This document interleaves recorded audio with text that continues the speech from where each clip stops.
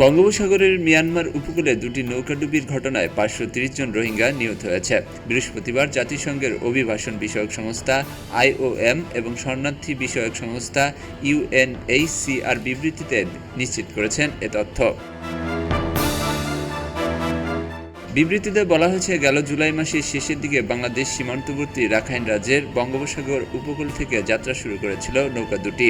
একটি নৌকায় 250 জন এবং অপর নৌকায় 260 জন যাত্রী ছিলেন। যাত্রীদের মধ্যে মিয়ানমারের রোহিঙ্গা জনগোষ্ঠীর পাশাপাশি বাংলাদেশের কক্সবাজার জেলার টেকনাফ শরণার্থী শিবিরের আশ্রয় নেওয়া বেশ কয়েকজন রোহিঙ্গা নারী ও পুরুষও ছিলেন।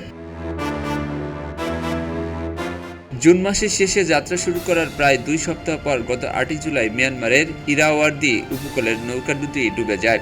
IOM এবং UNHCR এর বিবৃতিতে বলা হয়েছে, ইরাওয়ারদি উপকূলে আসার পর নৌকা দুটি যোগাযোগ বিচ্ছিন্ন হয়ে পড়ে এবং প্রথমে ডুবে 250 জন যাত্রীবাহী নৌকাটি, তারপর কিছু সময় পরে দ্বিতীয় নৌকাটি ডুবে যায় সাগরে।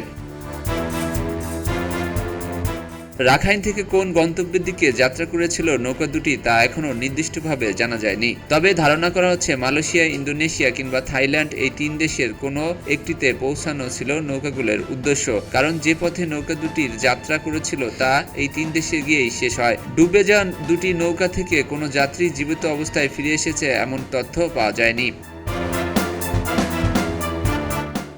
খবরের কাগজ, নিখাদ, নির্ভীক, নিরপেক্ষ।